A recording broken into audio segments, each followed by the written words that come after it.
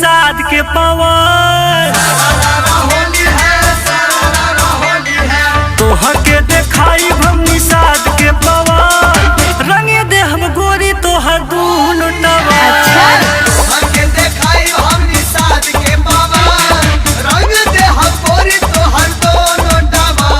अरे डरे वाला नहीं थी।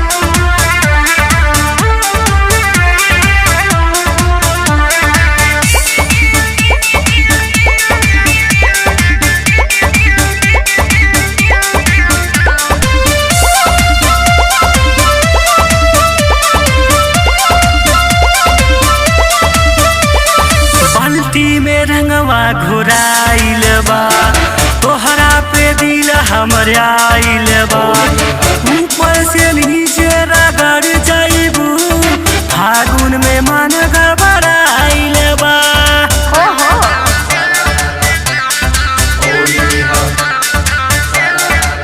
ज्यादा फेंको मत। बाल्टी में रंगवा घुराइल बा तोहरा पे दिल हमर आइल बा ऊपर से नीचे रगड़ जाइबू फागुन में मन गड़बड़ाइल बा भले हम बनी गोरी तोह से सवार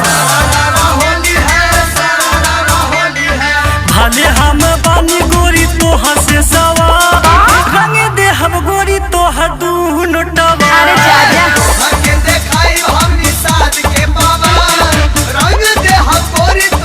इतना केकरा में पावर बा।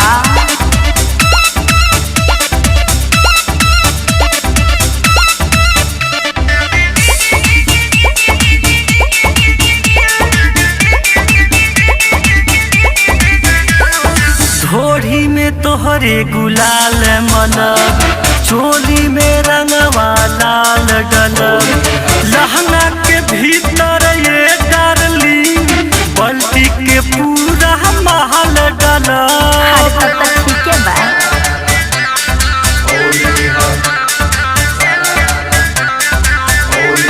धोड़ी में तोहरे गुलाल मलब चोली में रंगवा लाल डलब लहंगा के भीतर ये डारली बल्टी के पूरा महल डलब अरविंद निषाद डाली काई हवा अरविंद सुजीत डाली काई हवा रंगे दे हम गोरी तोहर दूनो